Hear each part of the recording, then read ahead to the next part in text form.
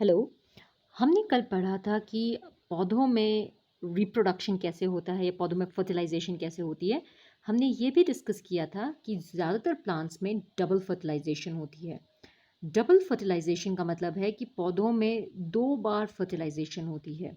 Double fertilisation हमने discuss किया था कि प्लांट्स में अ, जो फर्स्ट मेल गेमीट है, एक जो फर्स्ट मेल गेमीट वो एग के साथ कंबाइन करके जाइगोट बनाता है। इस प्रोसेस को हम बोलते हैं जेनरेटिव फर्टिलाइजेशन, और जाइगोट से फिर हमारा एम्ब्रियो बनता है और जिससे हमारा बेबी प्लांट बनता है। मेल गेमी इस फर्स्ट मेल गेमीट में भी ये दिस इज हैप्लॉइड, इसमें एक सेट ऑफ क्रोमोसोम है। एग में भी हमारा एक सेट ऑफ क्रोमोसोम है। दोनों को प्लस कर देंगे तो जाइगोट हमारा डिप्लॉयड बन जाएगा, it will have two set of chromosome. और एम्ब्रियो भी हमारा 2n हो जाएगा, यानी कि diploid will have two set of chromosome, एक फादर से और एक मदर से। इस रिप्रोडक्शन को हम बोलते हैं जेनरेटिव फर्टिलाइजेशन, क्योंकि ये एम्ब्रियो को जेनरेट करता है। Generative fertilization, right. और हमने ये भी पढ़ा था कि पोलन ग्रेन में दो मेल गेमीट्स होते हैं। तो जो हमारा सेकंड मेल गेमीट है वो फ्यूज करता है हमारे दो पोलर न्यूक्लियाई के साथ। पोलर न्यूक्लियाई जो सेंट्रल सेल में हमारे पास प्रेजेंट होते हैं, and they form endosperm, and endosperm will provide food for the embryo. ये बेबी के लिए फूड प्रोवाइड करता है। हम जानते हैं कि हमारे मेल गेमीट में एक सेट ऑफ क्रोमोसोम है एन, हमारे पास दो पोलर न्यूक्लिया हैं तो हमारे पास n+n हो जाएगा, यानी कि ये एक न्यूक्लियस के क्रोमोसोम है और ये दूसरे न्यूक्लियस का क्रोमोसोम है। टोटल हमारे पास 3 सेट्स हो जाएंगे क्रोमोसोम के, तो हमारा एंडोस्पर्म ट्रिप्लॉइड हो जाएगा। And this type of fertilization is known as the vegetative fertilization, क्योंकि ये बेबी को फूड प्रोवाइड करता है। Vegetative fertilisation. सिंस प्लांट्स में दो तरह की फर्टिलाइजेशन होती है, generative and vegetative, therefore it is known as double fertilization. अगर हम डिस्कस करें कि फर्टिलाइजेशन के बाद क्या होता है, फर्टिलाइजेशन के बाद सबसे पहले तो सेपल्स एंड पेटल्स गिर जाते हैं, सूख जाते हैं, और जो आपकी ओवरी है वो डेवलप करती है इनटू अ फ्रूट, और जो आपके सेंटर में ओव्यूल होता है वो सीड में डेवलप करता है। जब ये सीड ज़मीन में गिरता है तो ये नए प्लांट को प्रोड्यूस करता है। आप देख सकते हैं नीचे से रूट बन रहा है और ऊपर से स्टेम बन रहा है। इस प्रोसेस को हम कहते हैं जर्मिनेशन। जर्मिनेशन का मतलब है सीड से एक नया प्लांट ग्रो होना, दैट इज कॉल्ड जर्मिनेशन। ये जर्मिनेशन सिर्फ तभी होगी अगर मिट्टी में इनफ मॉइस्चर होगा, यानी मिट्टी में मॉइस्चर होना चाहिए और मिट्टी में प्रॉपर ऑक्सीजन होना चाहिए। अगर अच्छी कंडीशन होगी तो आपका सीड जर्मिनेट करेगा and will give rise to a new plant. This is an example of an embryo in a dicot plant. Will talk about what dicot is.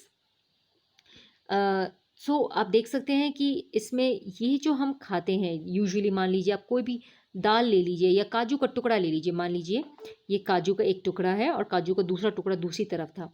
Centre में अगर आप काजू को या बादाम को या किसी भी दाल को पानी में भिगो के रखेंगे तो उसमें से स्प्राउट्स निकलते हैं। This the sprout is the embryo, ये स्प्राउट एम्ब्रियो होता है। अब इस एम्ब्रियो के कितने हिस्से होते हैं? एम्ब्रियो में जो नीचे वाला हिस्सा होता है इसको हम रेडिकल कहते हैं। ये रूट फॉर्म करता है, it forms the root, right. This is known as the embryo, और इसके नीचे वाले हिस्से को हम रेडिकल कहते हैं जो कि रूट्स फॉर्म करेगा। ऊपर वाले हिस्से को हम कहते हैं प्लूम्यूल, ये स्टेम फॉर्म करता है, it forms the stem, right. अच्छा, उसके अलावा अगर हम डिस्कस करें प्लूम्यूल और सेंटर के बीच के हिस्से को, तो उसको हम एपिकोटाइल कहते हैं, यानी कि कॉटिलेडन के ऊपर का हिस्सा। और रेडिकल और सेंटर वाले हिस्से के बीच के पार्ट को डिस्कस करें तो इसको हम हाइपोकोटाइल कहते हैं, यानी कि कॉटिलेडन के नीचे का हिस्सा। So this is the part of a embryo. Embryo के अलावा सीड में एक इस तरह का बड़ा स्ट्रक्चर होता है जिसको हम कहते हैं कॉटिलेडन। ये कॉटिलेडन इस एम्ब्रियो को फूड प्रोवाइड करता है। अगर आप कोई भी दाल ले लें, चना ले लें, राजमा ले लें, काजू ले लें, बादाम ले लें, तो जो आप खाते हैं that is known as the cotyledon. और अगर आप उसे पानी में भिगोएंगे तो आपका एम्ब्रियो उसमें से बाहर निकल जाता है, उसकी स्प्राउटिंग हो जाती है। तो अगर हम मक्की के दाने की को डिस्कस करें, this is known as a monocot. तो मक्की के दाने में आप यहाँ देख सकते हैं, this part is known as the embryo.